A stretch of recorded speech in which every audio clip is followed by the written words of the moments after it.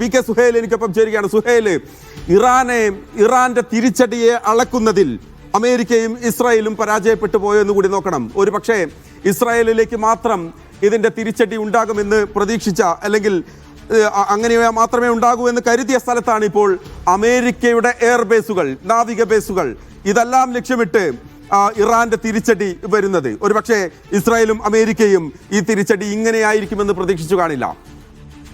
മഹേഷ്, ഇത് നേരത്തെ തന്നെ ഇസ്രായേലും അമേരിക്കയും പ്രതീക്ഷിച്ചതാണ്. കാരണം ഇവിടങ്ങളിലേക്ക് തന്നെ അടി ഉണ്ടാകും എന്ന് അമേരിക്കക്ക് അറിയാമായിരുന്നു, ഇസ്രായേലിന് അറിയാമായിരുന്നു, ഗൾഫ് രാഷ്ട്രങ്ങൾക്കും അറിയാമായിരുന്നു.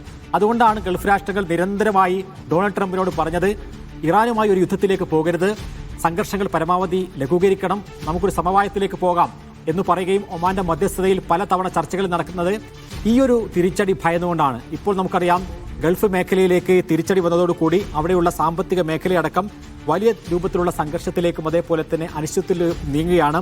ഇപ്പോൾ ഖത്തർ നോക്കുകയാണെങ്കിൽ ഇത് ഓർഡറിൽ തന്നെയാണ് ഇതിന്റെ അറ്റാക്ക് വന്നിട്ടുള്ളത് എന്ന് നമുക്ക് കാണാൻ കഴിയും. ആദ്യത്തെ വാർത്ത വന്നത് ഖത്തറിൽ നിന്നാണ്. ഖത്തറിലാണ് ഗൾഫിലെ ഏറ്റവും വലിയ US എയർബേസ് നിലനിൽക്കുന്നത്. US സെൻട്രൽ കമാൻഡിന്റെ സെൻകോമിന്റെ ഹെഡ്ക്വാർട്ടേഴ്സ് നിലനിൽക്കുന്നത് ഈ അൽ-ഉദൈദ് എന്ന് പറയുന്ന ഈ താവളത്തിലാണ്. അപ്പോൾ ആദ്യത്തെ അറ്റാക്ക് നടന്നത് അവിടെയാണ്. രണ്ടാമത്തെ ഒരു താവളം എന്ന് പറയുന്നത് ബഹ്റൈനിലാണ്. അവരുടെ നേവൽ സപ്പോർട്ടിന്റെ അടിസ്ഥാനം നിൽക്കുന്നത് 5ാം കപ്പൽ പടയുടെ ഹെഡ്ക്വാർട്ടേഴ്സ് നിലനിൽക്കുന്ന ബഹ്റൈനിലാണ്. രണ്ടാമത്തെ ആക്രമണം നടന്നത് അവിടെയാണ്. മൂന്നാമത്തേത് കുവൈത്തിലാണ്. കുവൈത്തിലെ അരിഫ്ജാൻ എന്ന് പറയുന്ന എയർബേസ് ഇറാഖ് യുദ്ധകാലത്തടക്കം ഏറ്റവും കൂടുതൽ ഉപയോഗപ്പെടുത്തിയിട്ടുള്ള ബേസാണ്. പ്രധാനപ്പെട്ട ലോജിസ്റ്റിക് കേന്ദ്രം കൂടിയാണ്. മൂന്നാമത്തെ വാർത്ത നമ്മൾ വന്നത് കുവൈത്തിൽ നിന്നാണ്. പിന്നീട് UAE നിന്ന് വരുന്നു. ഇപ്പോൾ അബുദാബിയിൽ നിന്നടക്കം ആക്രമണങ്ങൾ വരുന്നു എന്നുള്ള വാർത്തകൾ വരുന്നു. തീർച്ചയായും ഒമാനും സൗദി അറേബ്യയും എല്ലാം അവരുടെ ടാർഗറ്റിൽ തന്നെ പെട്ടതാണ്. അവിടങ്ങളിലെല്ലാം തന്നെ അമേരിക്കക്ക് ബേസുകളുമുണ്ട്. ഒമാനിലേക്ക് നോക്കുകയാണെങ്കിൽ അവർ എയർബേസ് ഉണ്ട്. അതേപോലെ തന്നെ സൗദി അറേബ്യയിൽ പ്രിൻസ് സുൽത്താൻ എയർബേസ് ഉണ്ട്. ഞങ്ങളുടെ ഇങ്ങനെ ഒരു ആക്രമണം നടക്കുകയാണെങ്കിൽ സൗദിയിലുള്ള സൈനിക ബേസ് അതിന് ഉപയോഗപ്പെടുത്തരുത് എന്നുള്ള ഒരു ആവശ്യമുണ്ടായിരുന്നല്ലോ. ഈ സാഹചര്യത്തിൽ അതൊക്കെ ചെവിക്കൊള്ളാൻ ഒരു സാഹചര്യം ഉണ്ടാകും. അതല്ല, വ്യാപകമായി ഇറാന്റെ തിരിച്ചടി വരുമ്പോൾ സ്വാഭാവികമായും സൗദിയും കുറെ കൂടി ജാഗ്രതയിലായിരിക്കും. ഇപ്പോൾ UAEയും സൗദിയുമാണ് തങ്ങളുടെ വ്യോമപാത ഇതിനു വേണ്ടി ഉപയോഗിക്കരുത് എന്ന്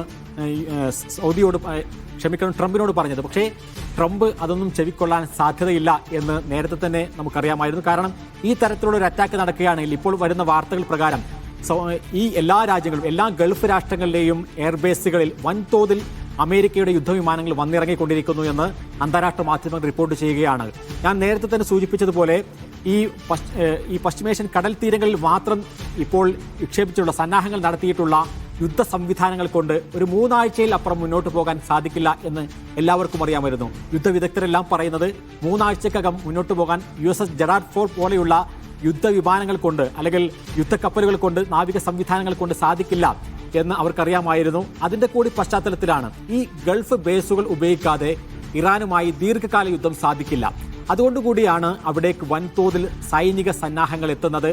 അതിന്റെ കൂടി പശ്ചാത്തലത്തിലാണ് ഇറാൻ ഈ വലിയ അടി അടിക്കുന്നത്. ഇനി സ്വാഭാവികമായും ഒന്നാമത്തേത് ഇസ്രായേലാണ്, രണ്ടാമത്തേത് US ബേസുകളാണ്, മൂന്നാമത്തേത് ഹോർമൂസ് കടലിടുക്ക് അടക്കുക എന്നുള്ളതാണ്.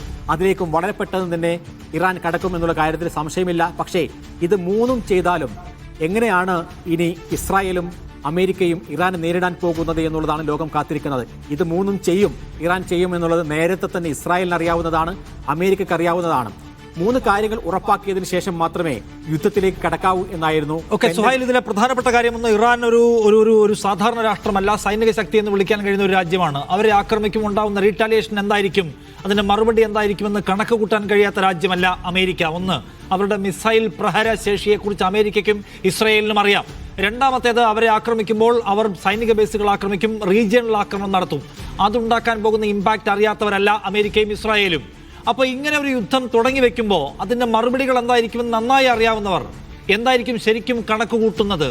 ഒരു 4 ദിവസം ആക്രമിച്ച് ഇറാനെ പരുവപ്പെടുത്താം എന്നായിരിക്കുമോ? അതോ ഇറാന്റെ സൈനിക ശേഷി എന്ന് പറയുന്നത് വെറും ഒച്ചപ്പാട് മാത്രമാണ്, അവർക്കൊരു പരിധിയിൽ കവിഞ്ഞൊന്നും ചെയ്യാൻ കഴിയില്ല എന്ന കൃത്യമായ കണക്കുകൂട്ടലിന്റെ അടിസ്ഥാനത്തിലുള്ള ആക്രമണമാണോ? അല്ലെങ്കിൽ ഇത് ആകെ കുഴപ്പത്തിലേക്ക് പോവുകയാണല്ലോ ഇപ്പോൾ? അത് മുൻകൂട്ടി കാണാൻ അറിയാമല്ലോ അമേരിക്കയ്ക്ക്. എന്നിട്ടും പക്ഷെ അവർ ആക്രമണം തുടരുകയാണ്. വൈ? നിഷാദ്, ഈ യുദ്ധം തുടങ്ങുന്നതിന് മുമ്പ് US president Donald Trump white ഹൗസിലെ പെന്റഗണിലെ പ്രധാനപ്പെട്ട ഉദ്യോഗസ്ഥരെ വിളിച്ചിരുത്തി 3 കാര്യങ്ങളിൽ ഗ്യാരണ്ടി തന്നാൽ മാത്രമേ ഈ യുദ്ധം തുടങ്ങാവൂ എന്ന് ട്രംപ് പറഞ്ഞു എന്നുള്ളതാണ്. പ്രധാനപ്പെട്ട ഇന്റർനാഷണൽ ജേർണലിസ്റ്റുകൾ നമ്മൾക്ക് പറയുന്ന കാര്യങ്ങൾ. ആ 3 കാര്യങ്ങളിൽ ഒന്നാമത്തേത്, ഈ യുദ്ധം ദീർഘകാലം മുന്നോട്ട് പോകില്ല എന്ന ഉറപ്പ് US ജനറൽമാർ നൽകണം. രണ്ടാമത്തെ കാര്യം, അതിനുള്ളിൽ ആ കുറഞ്ഞ കാലത്തെ യുദ്ധത്തിനുള്ളിൽ ഇറാന്റെ എല്ലാ സൈനിക ശേഷിയും തകർക്കണം. ഏറ്റവും പ്രധാനമായി കാണുന്നത് ബാലിസ്റ്റിക് മിസൈലുകളാണ്. ആ ബാലിസ്റ്റിക് മിസൈലുകളുടെ ശേഖരം തകർത്തില്ലാതെയാക്കാൻ ഈ ദിവസങ്ങൾക്കുള്ളിൽ കഴിയും എന്നുള്ള ഉറപ്പ് US ജനറൽമാർ നൽകണമെന്നുള്ളതായിരുന്നു. ആ സമയത്ത് തന്നെ അതിനോടനുബന്ധമായി ഇസ്രായേലിലേക്ക് ഈ മിസൈൽ ശേഖരം, ഈ ആക്രമിച്ച് തകർക്കുന്നതിന് മുമ്പ് ഈ മിസൈൽ ശേഖരം ഇസ്രായേലിലേക്ക് വരികയാണെങ്കിൽ അതിനെ പ്രതിരോധിക്കാനുള്ള സംവിധാനങ്ങൾ ഇസ്രായേൽ ഒരുക്കണം. ഇസ്രായേലിന് അതിനുള്ള ശേഷിയുണ്ട്. അമേരിക്കയുടെ ധാഡ്, പാട്രിയറ്റ് പോലെയുള്ള സംവിധാനങ്ങൾ അവിടെ വിക്ഷേപിച്ചിരിക്കണം. മൂന്നാമത്തെ ഒരു കാര്യം, അവിടെയുള്ള ഭരണമാറ്റത്തിന് അനുകൂലമായിട്ട് അവിടെയുള്ള ജനങ്ങളെ മാറ്റിയെടുക്കാൻ സാധിക്കുമെന്ന് CIA ഒരു ഉറപ്പ് വേണം. ഈ 3 കാര്യങ്ങളും ഉറപ്പാക്കിയതിന് ശേഷമാണ് ഡൊണാൾഡ് ട്രംപ് ഈ ഒരു ആക്രമണത്തിന് അനുമതി നൽകിയത് എന്നുള്ളതാണ് ഇപ്പോൾ വരുന്ന റിപ്പോർട്ടുകൾ. അങ്ങനെയാണെങ്കിൽ അതിലേക്ക് തന്നെ കാര്യങ്ങൾ പോകും. ഇപ്പോൾ നമ്മൾ പറഞ്ഞുകൊണ്ടിരിക്കുന്ന ഇറാന്റെ ആക്രമണങ്ങൾ ഏത് തന്നെ ഭാഗത്തേക്ക് ഉണ്ടായിക്കഴിഞ്ഞാലും അതിനെയെല്ലാം മറികടന്നുകൊണ്ട് ഇറാന്റെ സൈനിക ശേഷിയെ തകർക്കാവുന്ന വലിയ അറ്റാക്കുകൾ വരും ദിവസങ്ങളിൽ വരും എന്ന് തന്നെയാണ് നമ്മൾ പ്രതീക്ഷിക്കേണ്ടത്. അതിനെയും മറികടന്നുകൊണ്ട് ഇറാന്റെയും ഇസ്രായേലിന്റെയും US-ന്റെയും വൻതോതിലുള്ള ഈ ആക്രമണത്തെ മറികടക്കുവാൻ സൈനിക ശേഷി അവരുടെ കൂടെ തന്നെ ഉറപ്പിച്ചു നിർത്താനുള്ള ശേഷി ഇനി ഇറാൻ ഉണ്ടാകുമോ എന്നുള്ളതാണ് നമ്മൾ കണക്ക് കൂട്ടുന്നത്. ഇപ്പോൾ ഇറാനെ സംബന്ധിച്ച് നോക്കുകയാണെങ്കിൽ ഇത്രയും വലിയ ഒരു സൈനിക ശേഷിയോട് കൂടിയുള്ള വലിയൊരു ആക്രമണത്തെ ഇറാൻ ഇതുവരെ നേരിട്ടിട്ടില്ല എന്നുള്ളതാണ്. നേരത്തെ ഒരു പ്രാദേശികമായുള്ള യുദ്ധങ്ങൾ പലതും ഉണ്ടായിട്ടുണ്ടെങ്കിലും ഇസ്രായേലും അതേപോലെ തന്നെ അമേരിക്കയും ഒരുങ്ങിയിറങ്ങിയ ഒരു സമയമാണിത്. പൂർണ്ണമായും ഒരു റെജിം ചേഞ്ച് എന്നുള്ളത് തന്നെയാണ് അവരുടെ ലക്ഷ്യമെന്ന് ഡൊണാൾഡ് ട്രംപിന്റെ വാക്കുകൾ വ്യക്തമാണ്. ഒരു 20 മിനിറ്റ് മുമ്പ് വന്ന നെതന്യാഹുവിന്റെ വാക്കുകളും വ്യക്തമാണ്. നമ്മൾ വിചാരിക്കുന്നത് അടുത്ത മണിക്കൂറുകൾ മാരകമായ ആക്രമണം ഇറാന് മേൽ വരാൻ പോവുകയാണ്. അതിന്റെ സൈനിക ശേഷി, അതിന്റെ തന്ത്രപ്രധാന മേഖലകളെല്ലാം ആക്രമിക്കപ്പെടുകയും ഇറാൻ മാക്സിമം ഡാമേജ് ഏറ്റുവാങ്ങാൻ പോകുന്ന മണിക്കൂറുകളിലേക്ക് പ്രവേശിക്കുകയാണ് എന്ന് സാധാരണ നിലയ്ക്ക് നാം വിചാരിക്കണം.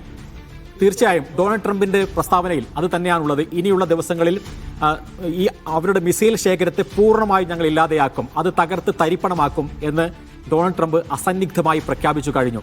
അത് ഇസ്രായേലിന്റെ ഒരു താല്പര്യമാണ്. ഇറാനിൽ നിന്ന് ഇസ്രായേലിലേക്ക് എത്തുന്ന ഒരു മിസൈലും ഇനി ഇറാന്റെ കയ്യിൽ ഉണ്ടാവാൻ പാടില്ല, അതാണ് തകർത്ത് തരിപ്പണമാക്കേണ്ടത് എന്നുള്ള ഒരു തിട്ടൂരം അത് ഇസ്രായേലാണ് യഥാർത്ഥത്തിൽ ഡൊണാൾഡ് ട്രംപിന് മുമ്പിൽ വെക്കുന്നത്.